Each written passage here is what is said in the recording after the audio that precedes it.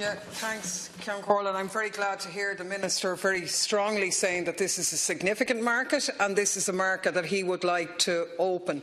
I think that needs to be said, but he seems to be suggesting that the problem maybe is the farming organisations themselves.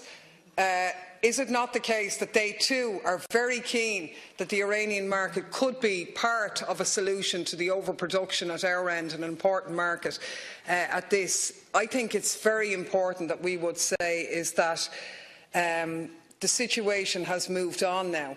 Most European countries are trading substantially with Iran, but what they have, which we don't have, is they've an embassy operating on the ground.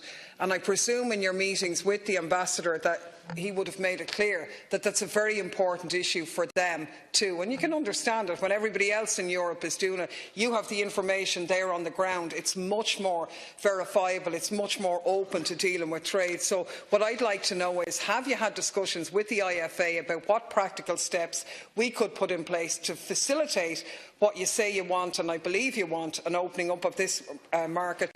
And also, have you had discussions with the Department of Foreign Affairs that a key part of this is a need to open our embassy in Iran, something which former Taoiseach Enda Kenny said a number of years ago was something that he was willing to look at. Everybody else in Europe has it, except us. We're losing out on important markets for our farmers unless we do this.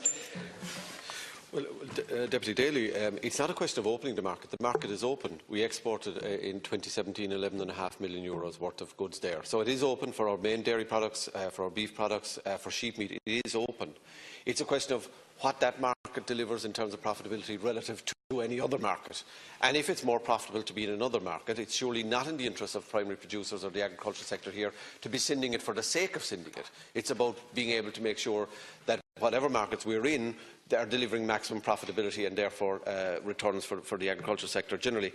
Yes, the issue of the embassy is obvious, and as you're aware, we are increasing our global footprint, and that is one that I have spoken to the Department of Foreign Affairs about previously, because we see it not just as a market in itself, but also as a gateway to a significant region which has the potential. But I mean, it is currently being supplied in the context of beef by South American beef and sheep meat substantially by Australia. They are, particularly South American beef, is at a price that we couldn't compete with.